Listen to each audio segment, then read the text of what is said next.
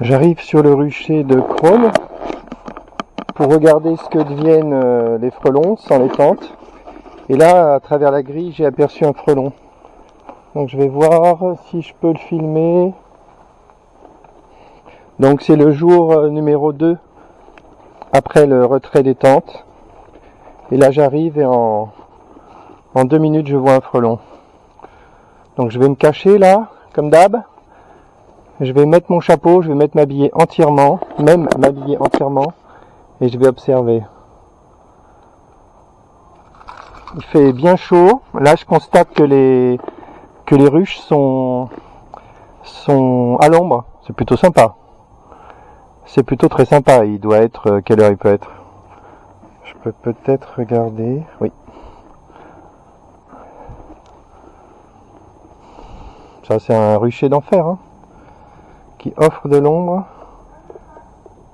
à 14h47. Bah, franchement c'est bien. C'est le meilleur moment pour donner de l'ombre.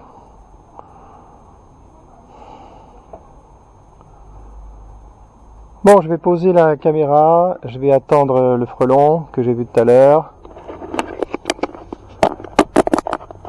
Je vais m'habiller et mon plan là, c'est d'ouvrir la ruche horizontale, de regarder si elles ont construit les 2 barrettes que j'ai données et de rajouter des barrettes éventuellement. Voilà, je pose la caméra et je m'habille avant de me faire allumer.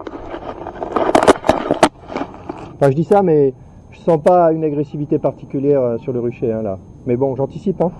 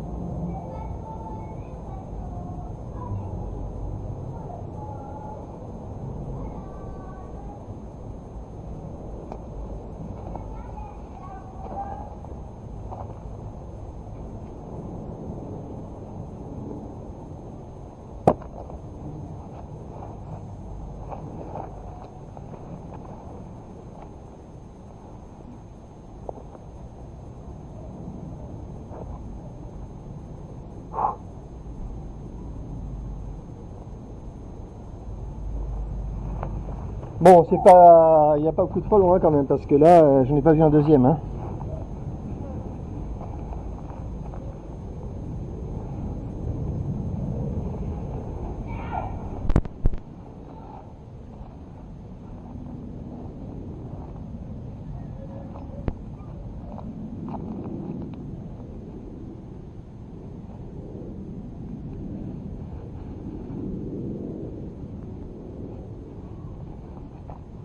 Allez, direction la ruche horizontale.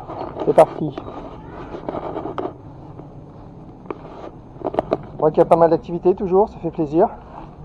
D'ailleurs, sur la ruche Panier-Varé aussi, hein, ça bouge beaucoup. Hein. Oh là, ça attaque même.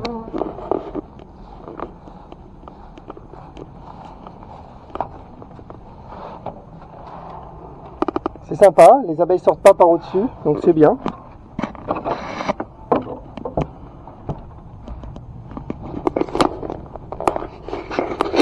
Bon, je vais doucement, hein. Je vais décoller la barrette. Je pense que j'ai pas de quoi décoller, c'est embêtant.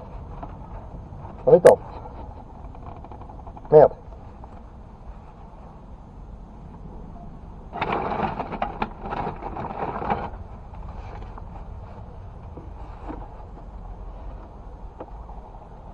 Merde.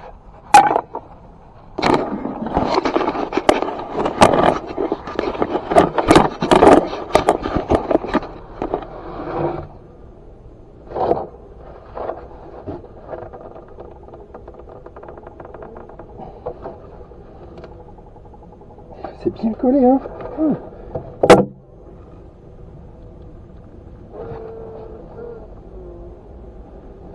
Oh la vache. Ça, c'est de la colle, hein.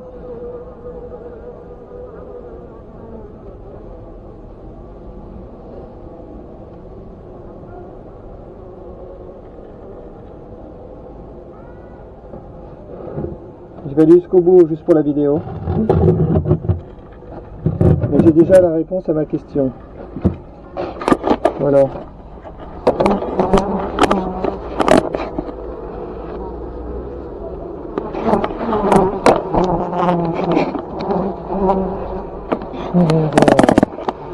Voilà, allez, je filme un petit peu, je me recule.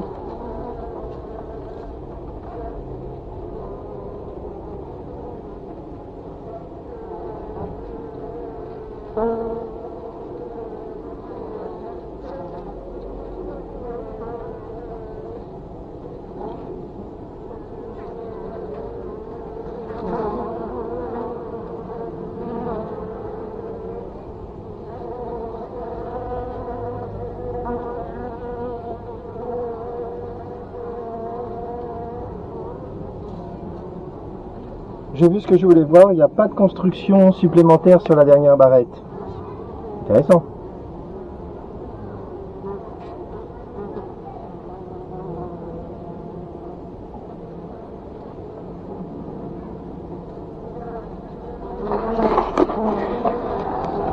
Ça se bagarre en bas. Je crois que c'est une abeille qui est en train de se faire sortir là.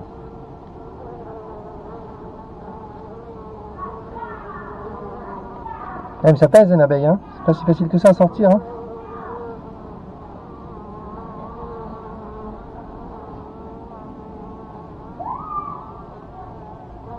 Eh non, il n'y arrive pas.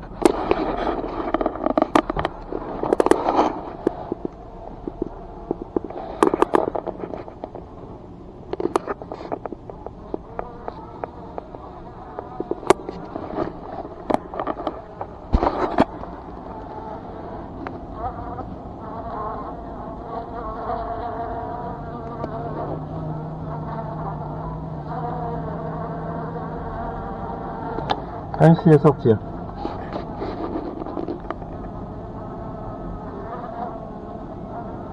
Ah non, encore en bas. C'est lourd. Qu'est-ce que tu vas faire? Tu veux que je t'aide?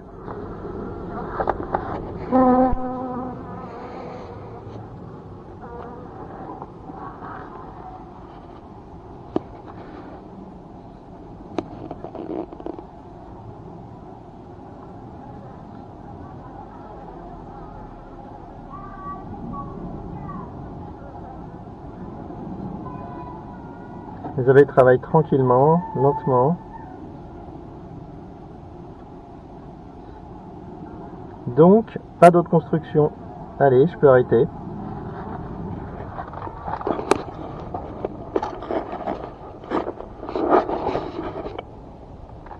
Je remets le séparateur.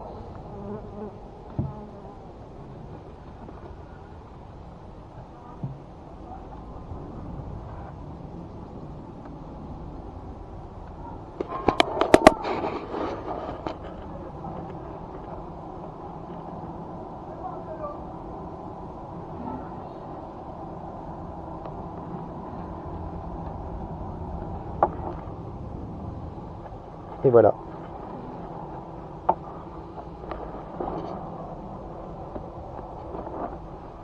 Voilà, terminé, je peux refermer.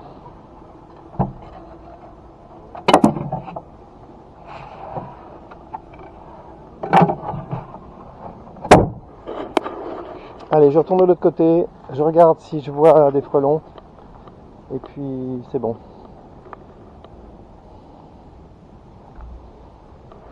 Alors, je peux donner les nouvelles d'hier. Hier soir, c'était assez chaud, parce que j'ai été faire une destruction de frelons à Drancy. C'est pas tout près, hein, c'est quand même à 40 minutes de chez moi. Bon, j'ai accepté d'y aller.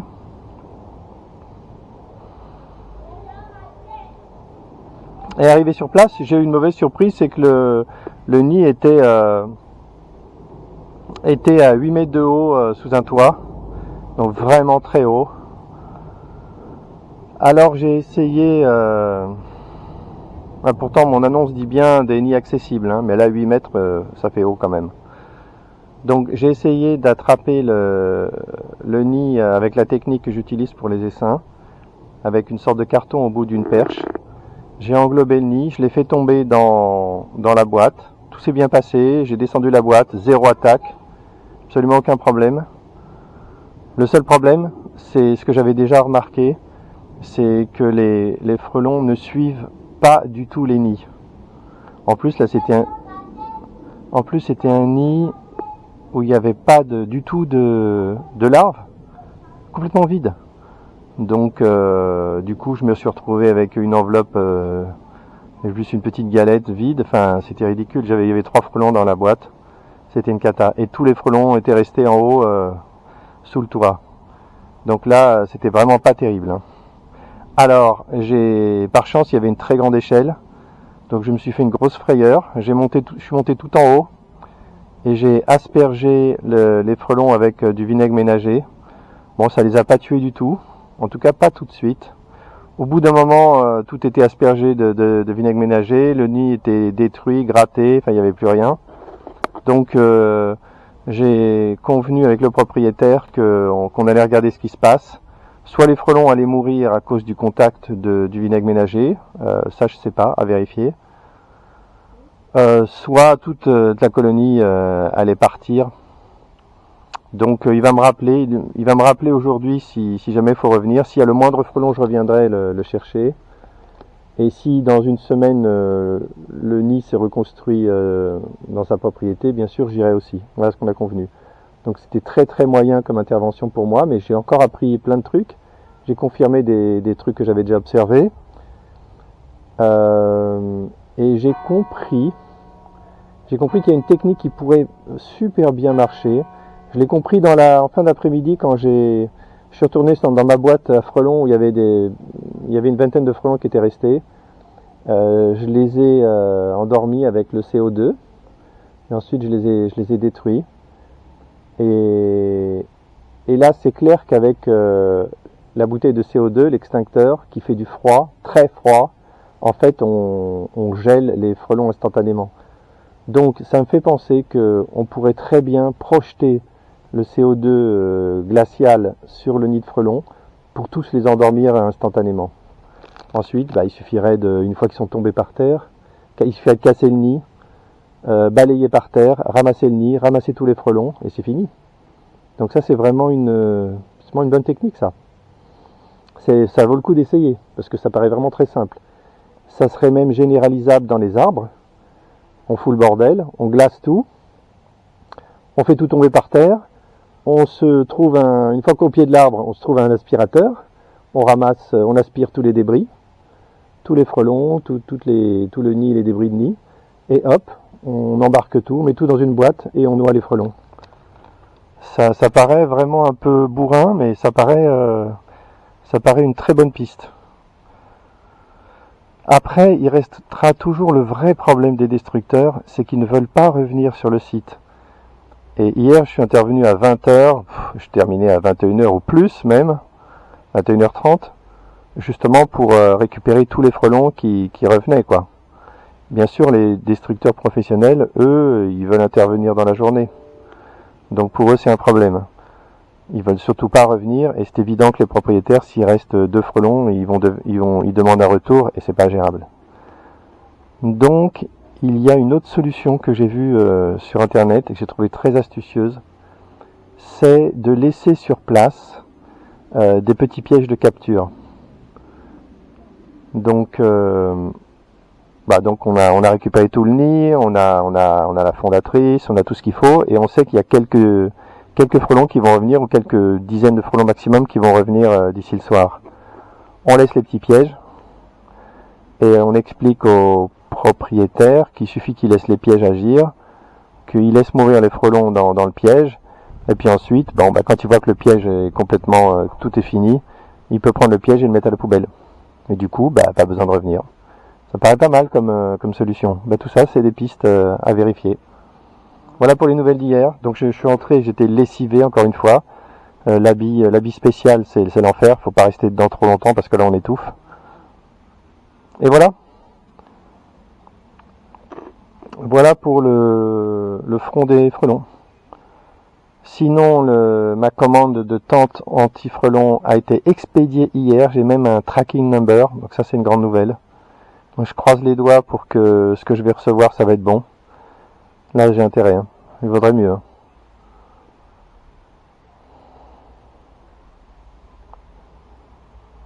J'ai autre chose à tester. J'ai reçu de la mousse de polyuréthane de haute qualité.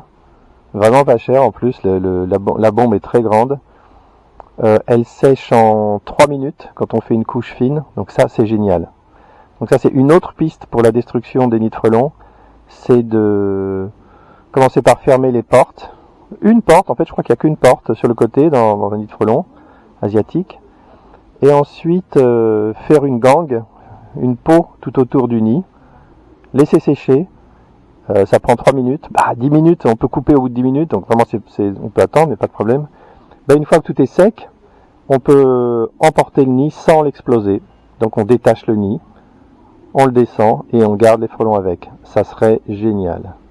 Ça serait vraiment une belle solution. Alors une variante, ça marchera difficilement dans les branches quand le nid est complètement imbriqué dans les branches. Ça risque de pas marcher parce que on aura du mal à récupérer le nid intégralement. Il se détruira de toute façon. Sauf peut-être à couper certaines branches, à voir. Donc la solution dans ce cas, ce serait qu'une fois qu'on a fermé le nid, scellé le nid, on peut piquer le nid avec une pointe, injecter le CO2, endormir tous les frelons, parce que là, pour le coup, les frelons, ils s'endorment en 5 secondes. On envoie le CO2, c'est terminé. Et les frelons restent endormis plusieurs minutes. Une fois que c'est fait, si quand tous les frelons sont endormis dans le nid, il n'y a plus de problème. On explose le nid, on fait tout tomber par terre, on ramasse le nid et les frelons et c'est terminé. Il n'y a aucune effusion, aucun éparpillement des frelons. Tout ça, ça paraît superbe. Donc il faudra tester minutieusement, systématiquement toutes ces solutions. Mais j'y crois, c'est en fait. Voilà, terminé pour les nouvelles des frelons. Donc là, bilan. J'ai aperçu un frelon tout à l'heure, mais ça compte pas. C'est vraiment négligeable. Il n'y a pas de frelon. Interprétation. Peut-être que les frelons ne travaillent pas en journée quand il fait chaud. Quelqu'un a dit ça, mais je doute un peu. Peut-être que le nid a été détruit. Peut-être que les frelons sont déjà trop habitués à aller sur notre rucher. Donc il faudra que je revienne demain pour faire les mêmes observations. En tout cas, là, clairement, il n'y a pas besoin de mettre de tente sur ce rucher pour l'instant. Il n'y a pas de frelons. Allez, je pense que je peux arrêter cette vidéo, j'ai fait un bon point. Qu'est-ce que je pourrais faire d'autre aujourd'hui? Aller chercher André. Je pourrais aussi retourner, montrer la ruche naturelle à André dans l'arbre. Monter dans l'arbre, caler un peu mieux, mettre la ruche un petit peu plus horizontale, un petit peu mieux calée. Bien sûr, aller chercher les